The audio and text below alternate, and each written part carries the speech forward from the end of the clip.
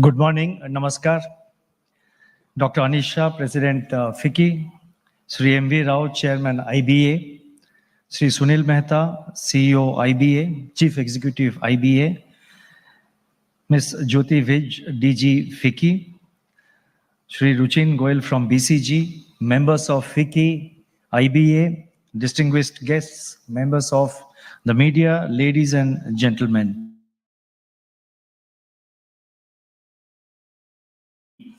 FIBAC annual conference.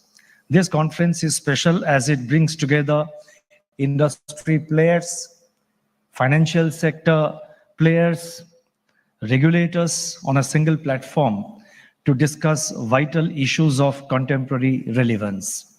So if we are looking at the industry and business sector and the financial sector, including the regulators and other authorities, I think almost every segment is represented here through their representatives and through their leadership. I would like to congratulate the FICCI and the IBA for organizing this annual conference, which is unique in its own way.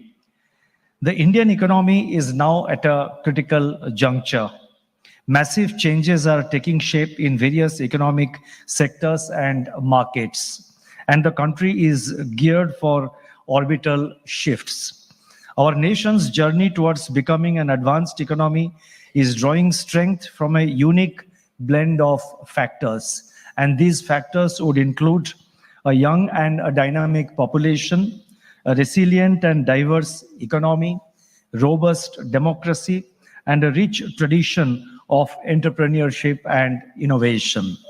In this background, I have chosen to speak on the topic India at an inflection point, some thoughts. I have structured my talk under four major themes. First, I would like to speak on India's growth prospects and the approach we need to follow going forward. Second, I would like to dwell upon recent developments in inflation and monetary policy. Third, I propose to highlight certain issues relating to strengthening of our financial sector. And finally, I would spell out certain expectations from the financial sector. Let me first touch upon the growth prospects of India. Much has been talked about it, much has been discussed about it. Various authorities have been giving out various numbers. So it is necessary to cut out the noise and to sort of exactly analyze where India's growth story stands and what is the outlook forward. The Indian economy, as all of you would know, rebounded strongly from the COVID-19 induced contraction, growing at an impressive annual average of 8.3% in the last 3 years. For the current financial year, the Reserve Bank has projected a growth rate of 7.2%. The IMF has also projected India's growth prospect. They have in fact revised their growth projection for India upwards and have now placed it at 7%. And 2 days ago, the World Bank has also upgraded India's growth forecast to 7% for the financial year 24-25. So as you can see, I think the projections made by all the agencies, international agencies, as well as the Reserve Bank, I think our perceptions and projections are converging. The National Statistics Office, that is the NSO, has placed India's GDP growth at 6.7% in the first quarter of this year. Now, naturally, that has raised some discussion and about whether the 7.2% projected by the Reserve Bank would actually materialize or not. Now, let me clarify and let me explain this entire aspect in slightly, in some detail. Now, notwithstanding the moderation in growth from the previous quarter and being below our projection in Q1, the Reserve Bank had projected 7.1%. The actual growth number has come to 6.7%. Now, the data actually shows that the fundamental growth drivers of the Indian economy are actually gaining momentum. They're not slowing, they are gaining momentum. This gives us the confidence to say that Indian growth story remains intact. And I would like to emphasize this point. Private consumption, which is the mainstay of aggregate demand, with a share of around 56% of GDP. 56% of the GDP is attributed to or comes from private consumption. Now that has grown at a rate of, in fact, that has rebounded to 7.4% growth from a very feeble 4% growth in the second half of the previous year. That is 23-24. In the second half, private consumption grew by 4%. First quarter of this year, private consumption has grown by 7.4%. This reconfirms the revival of rural demand. FMCG players, FMCG companies, if you talk to them, I mean, the data which comes out shows that clearly the rural demand is picking up and has picked up. The other important driver of growth, now apart from consumption, which accounts for 56% of the GDP, the other important driver of growth is investment, which accounts for 35% of GDP. Now, investment has grown at 7.5%, keeping with the recent momentum. So more than 90% of the GDP, that is private consumption 56% and 35% coming from investment. These are the drivers of the GDP calculation. Now more than 90% of the GDP expanded at a robust pace and materially above 7%. The headline number, however, came lower against the backdrop of muted government expenditure of both the center and the states, perhaps due to the elections. Excluding government consumption expenditure, GDP growth would have worked out or works out to 7.4%. Now, I don't want to get too much confined into these numbers, but I think it's when we talk that first quarter GDP has slowed down to 6.7%, we have to take note of that. We should not brush it aside. But at the same time, it is essential to analyze carefully actually from where where exactly the growth has slightly moderated, or which has actually, which has had a moderating influence on the growth, and to deal with that particular segment, while of course not losing focus of the other growth drivers. Now, these are from the demand side, investment and consumption. From the supply side, while agriculture grew modestly at 2% in the first quarter, it is likely to perform better in the remaining months of the current year on the back of good progress of monsoon, good sowing of kharif crops, and good moisture conditions for the next rabi crop. Industry and services, which are also important components of the supply side factors which impact our growth. Industry and services recorded a growth of 7.4% and 7.7% respectively. Industry grew at 7.4%, services grew at 7.7% in the first quarter. Now, they underscore the continued strength in economic activity. Construction activity, which is a very important segment of any growth assessment.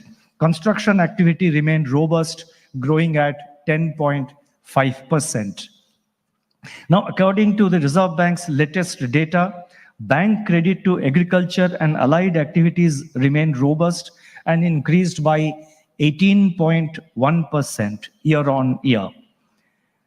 Credit to industry increased by 10.2% year-on-year in July this year, as compared to 4.6% in July 2023. Within industry, credit to MSMEs, and as you know, MSMEs are an important component of our economy. Within industry, credit to MSMEs also grew at 14.4% year-on-year.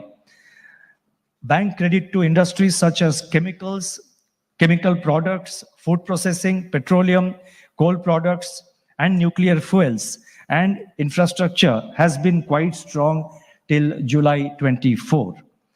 The enhanced credit flow to industry, along with an all-time high capacity utilization in the manufacturing sector capacity utilization is at 76%, which we gave out this number in the last MPC statement. Now, the enhanced credit flow to industry, along with an all-time high capacity utilization, points to an upturn in investment cycle as reflected in the NSO data. It is evident that India is on a sustainable growth path. Consumption and investment demand, as I said, the two main drivers of growth are growing in tandem. Government expenditure of the center and the states is likely to pick up pace in line with the respective budget estimates in the remaining quarters of the current year. Strong balance sheets of banks and corporates have created congenial conditions for further support of capital expenditure. Corporate profits, net, that is net corporate profits, have grown by 14.2% in the first quarter of 24-25. This we have give out. In fact, this is based on Reserve Bank survey of 2,934 private non-financial corporates. Now, this data was released very recently by the Reserve Bank. It is there in our website.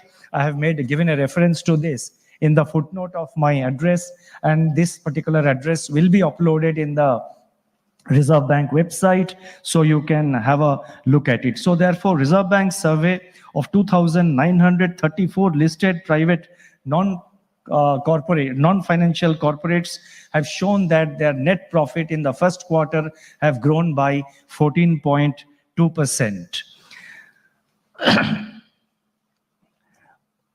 So considering all these factors, and also the fact that the budget provision, the government capital expenditure provisions in the current budget, in the current year's budget are also robust. Taking into account all these factors, overall, I would therefore like to say that the Reserve Bank's projection of GDP growth at 7.2% for the current financial year 24-25 does not appear out of place. As regards growth prospects in medium to long term, it is felt that Indian economy is on the cusp of transformational shifts. The fact that growth is on a rising trend, despite modest global growth and continuing global challenges, shows that structural drivers are playing a bigger role in India's macroeconomic outcomes. I would like to repeat, I would like to read this sentence again.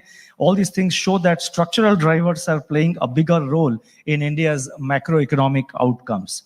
These drivers would include policy push on creating robust physical infrastructure, our fast-growing digital public infrastructure, innovation and technological advancements across sectors, and critical reforms in key areas. To realize this aspiration of transitioning from an emerging to an advanced economy by 2047, the Indian economy would need a multi-pronged and multi-sectoral approach.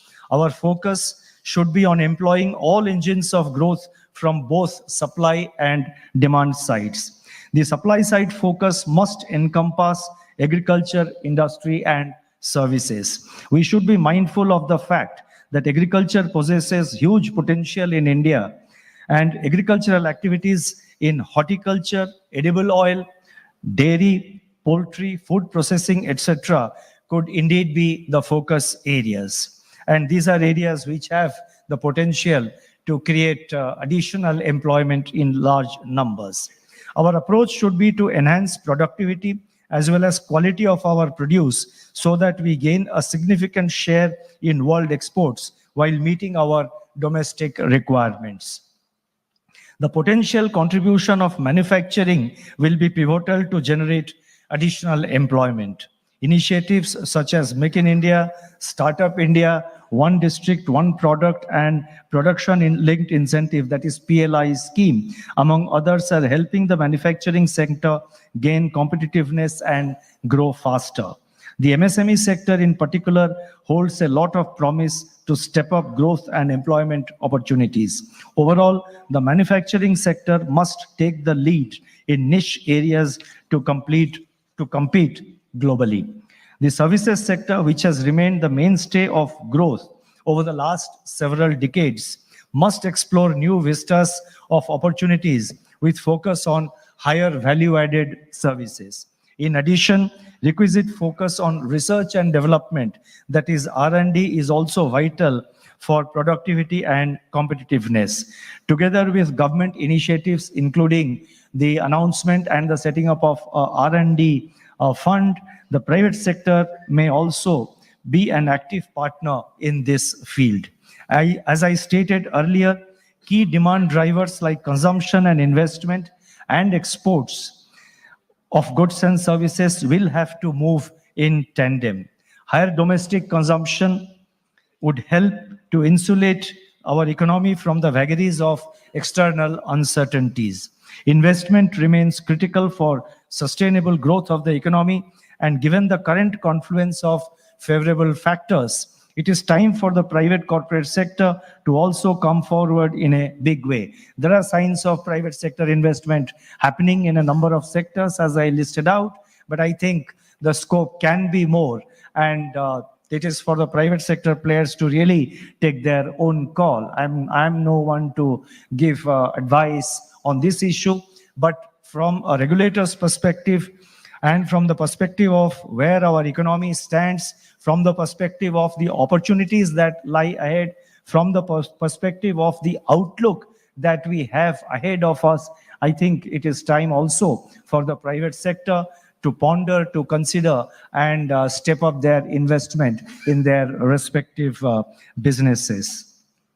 The potential of external demand can be utilized to our advantage by getting integrated into global supply chains. This is one issue which has been talked about quite a lot, but I think industry players together with financial sector players, we and the various authorities concerned, we all need to work together and strategize how to enable India to get into the global supply chains is with a much bigger share in the global supply chain, in the entire global supply chain universe.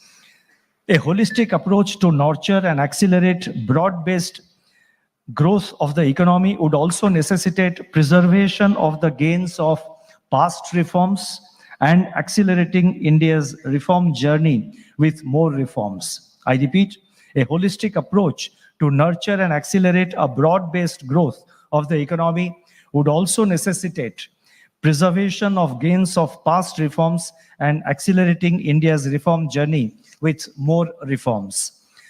From an economic perspective, reforms that have imparted paradigm shifts and buttressed our stability and growth story would include, and I have listed 6 of them, there are many more, but I have listed 6 major reforms which have indeed resulted in a paradigm shift and which have really sort of given the necessary push to strengthening our economy and to take it to the next level of development. And these 6 reforms, apart from others, of course, which I have listed, these 6 would include, number 1, shifting from administered exchange rate of the rupee to a market-determined regime.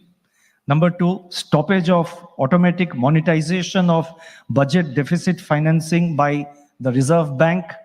Number 3, enactment of the FRBM Act. Number 4, introduction of the flexible inflation targeting framework. Number 5, enactment of the Insolvency and Bankruptcy Code. And number 6, implementation of the Goods and Services Tax, that is GST. Each of these 6 reforms have yielded long-term positive outcomes. These reforms need to be augmented by reforms in land, labor, and agricultural markets. While we have made some progress in these areas, lot more needs to be done both at the national and subnational levels.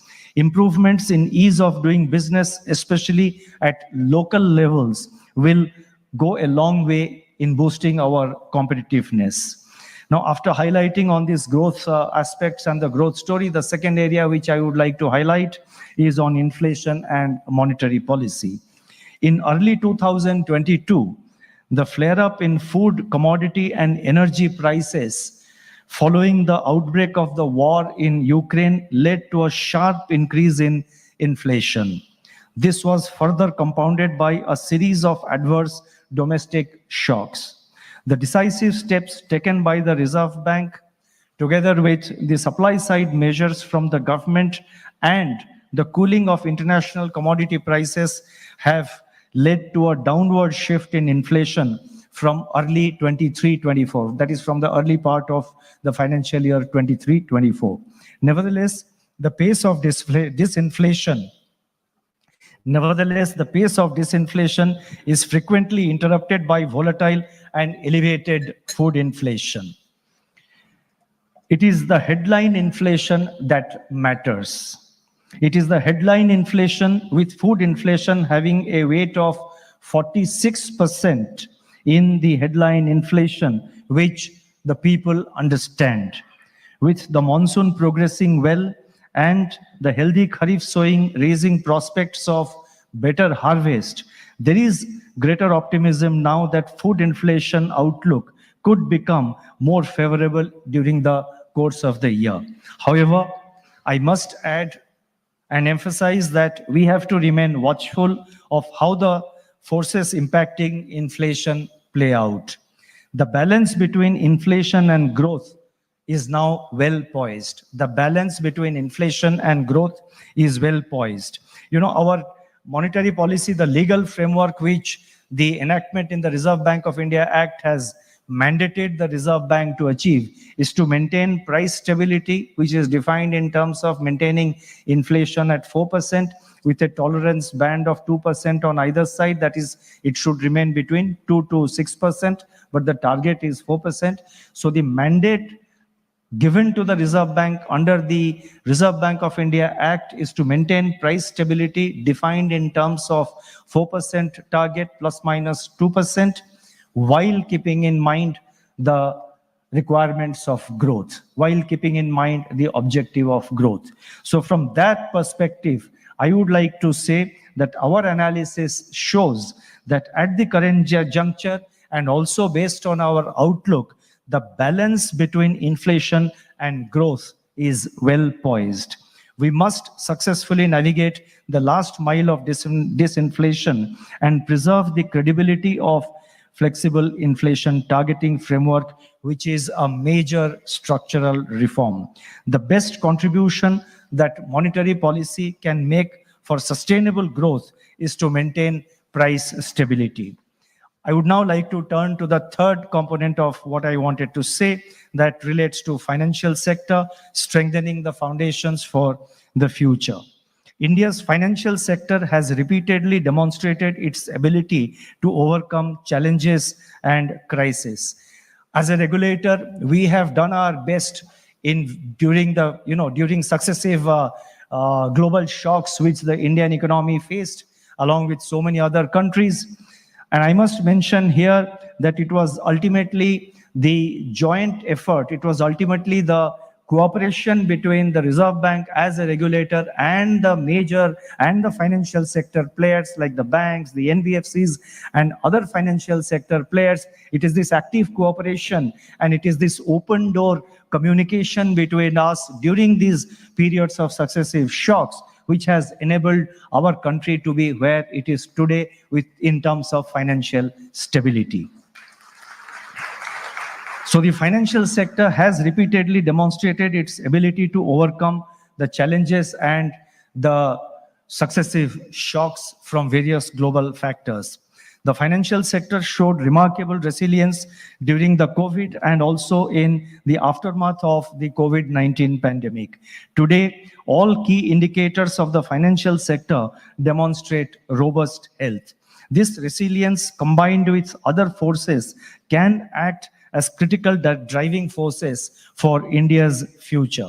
In this milieu, financial sector needs to even further deepen financial inclusion, broaden access to credit and other financial products, and support overall inclusive growth. It also needs to drive innovation in digital banking, foster sustainable finance, and build robust financial ecosystem that can withstand emerging challenges and facilitate higher trajectory of growth. With the financial sector now in a strong position, it is our collective responsibility to safeguard this stability, especially in an environment of heightened global uncertainty. Financial institutions must continuously assess and refine their business models, recognize and deal with emerging risks, and remain focused on capitalizing on every new opportunity. This brings me to the important issue of inclusive growth. But before going into inclusive growth, I think it's a point which has already been touched upon by the previous speakers and by also the presentation that was made here. I think a key focus area, and I'm not saying anything new or which is not known, but I feel it is necessary to constantly, keep reminding ourselves that these should be our priority focus areas. I think we have to be also mindful of several non-financial risks. The financial sector, the financial parameters of the financial sector today are strong and robust, but we also should be mindful of the potential, the sources of what you call non-financial risks, which may affect the financial sector. And in this, I would like to include elements like cybersecurity, managing third-party risks, managing spillovers from a rapidly changing global environment, managing and adopting new technology into our operations, into our business practices, and several such initiatives. At the Reserve Bank of India, we have been embracing technology, and we are trying to keep up ourselves with regard to utilizing technology, with regard to utilizing AI in our internal operations, whether it is supervision or in other areas. UPI is a great example about which the whole country can be proud of.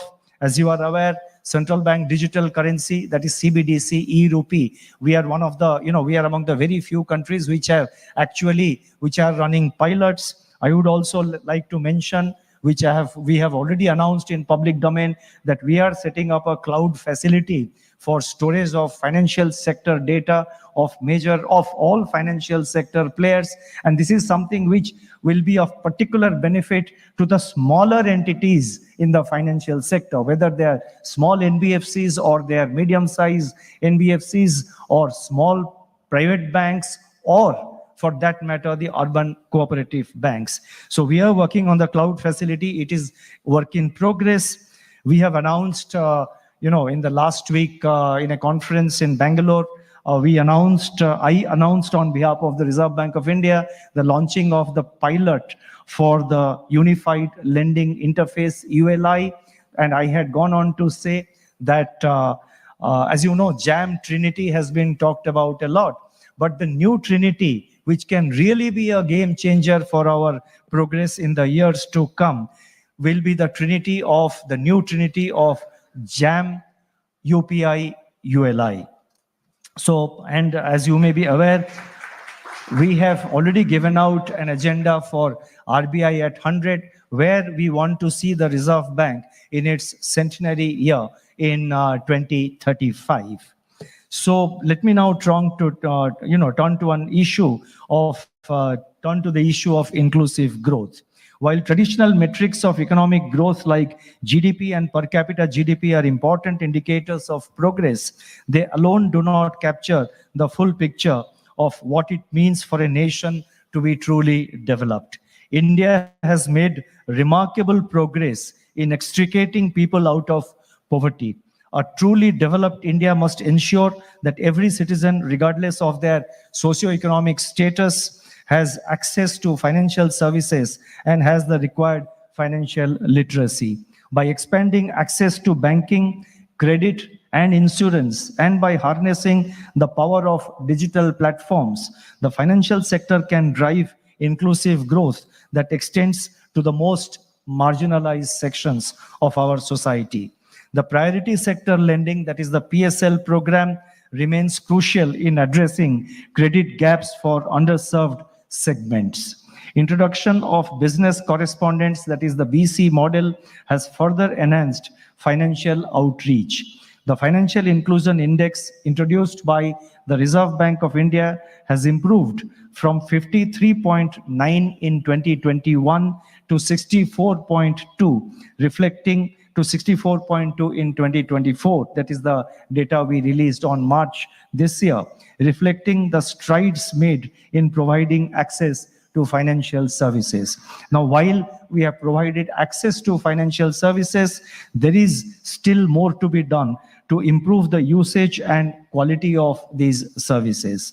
Two more key drivers need to be prioritized.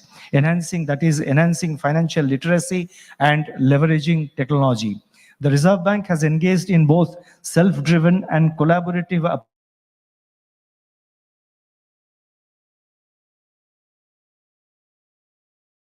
programs as well as targeted financial literacy awareness programs. The banks, on their part, are also operating similar awareness programs and financial inclusion, financial awareness outreach events. Now, collaborating with other financial sector regulators, the Reserve Bank has assisted in the establishment of the National Center for Financial Education, NCFE, to bolster financial literacy efforts. With support of banks and NGOs, 2,421 Centers for Financial Literacy, that is CFL, have also been set up, covering almost all blocks in the country. This is an important initiative which has been undertaken by the Reserve Bank, and 2,421 centers have been opened, covering almost each and every block of the country. On the technology front, the Reserve Bank, as I just mentioned, has taken number of initiatives to facilitate development of digital public infrastructure and innovation. The UPI has revolutionized the digital space, digital payment space. Other initiatives like Regulatory Sandbox and the Reserve Bank Innovation Hub at Bangalore have fostered a robust environment for enriching our fintech ecosystem.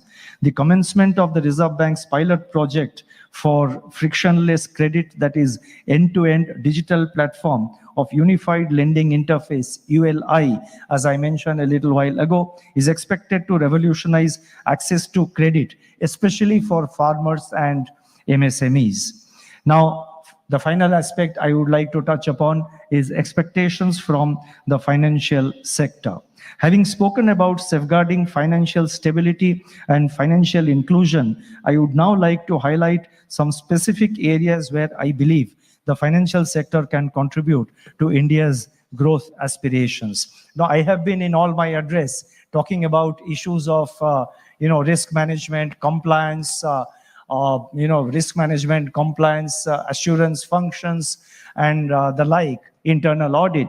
But today I thought, while those points are important, and I do emphasize them, but I thought I will take out a little time to talk on some focus areas which is something which the financial sector consisting of banks and NBFCs need to focus on and these are the initiatives which can go a long way to contribute to India's growth aspirations. And in that, the first one I would like to highlight is improving female labor participation. India's female labor force participation remains lower than the global average. The gap underscores the urgent need for targeted initiatives such as improving girls' education, skill development, workplace safety, and addressing social barriers. This is for everyone who has a business. This is for policymakers, authorities, governments, as well as the major players in our business and industry and in our financial sectors. Having said that, I would like to say that entrepreneurship is a vital component of economic empowerment. Entrepreneurship is a vital component of economic empowerment. Yet in India, less than 1/5 of MSMEs are owned by women. Women entrepreneurs often face significant challenges, including limited access to capital, restrictive societal norms, and difficulties in accessing affordable finance. The financial sector has a crucial role to play in bridging this gender gap by implementing supportive policies, creating tailored financial products, and leveraging fintech innovations to offer better access to finance. This can be pursued on two fronts. One, by providing higher employment opportunities to women in financial institutions, and two, by supporting women entrepreneurs through government-sponsored schemes as well as banks' own schemes tailored to suit the businesses promoted by women.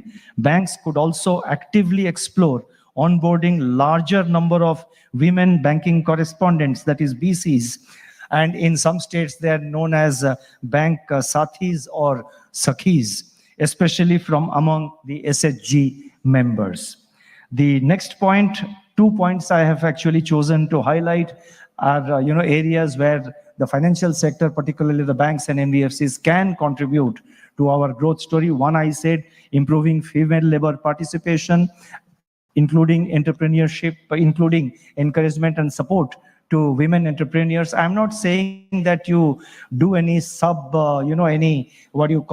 not asking that you dilute your lending standards, but within the lending standards, what I'm saying, the underwriting standards, don't dilute. I'm not asking for any dilution of underwriting standards. What I'm emphasizing is that within your parameters, within the the underwriting standards the banks are expected and required to follow, there is considerable scope for tailoring products, for structuring loans, and offering finance in a manner to support businesses promoted by women entrepreneurs, businesses, howsoever big or mid-sized or small. The second aspect I would like to highlight is supporting the MSMEs. With our large young population, we need to fully tap the potential of MSMEs to drive employment and economic development. Despite their importance, many MSMEs remain small-sized and unable to scale up effectively due to various challenges, with access to affordable finance being one of the barriers. The financial sector may play an active role in supporting MSMEs. Banks and financial institutions may develop tailored financial products and services that cater specifically to the needs of the MSMEs. These tailored products and services would include offering flexible credit options, improving access to working capital, and providing financial support that accommodates the unique cash flow cycles and growth stages of MSMEs. Now, this can propel the MSMEs to expand, enhance their productivity, and contribute more significantly to job creation. Let me now conclude. The Indian economy is forging ahead with macroeconomic and financial stability and a favorable growth-inflation balance. The policy mix pursued in the recent years has strengthened the underlying fundamentals of the economy and augmented the buffers. Consumption, which has been our main driver of growth, has picked up pace with recovery in rural demand. Investors' confidence is at an all-time high. Banks and corporates demonstrate robust balance sheets, and structural reforms are playing a big role in pushing forward our growth frontiers. We are living in a dynamic and uncertain world, and we need to remain vigilant and continue to build strong buffers. New opportunities are knocking at our doors, and when I look at the entrepreneurial zeal and the talent of our younger population, it makes me more confident of India's long-term growth prospects. Thank you. Namaskar.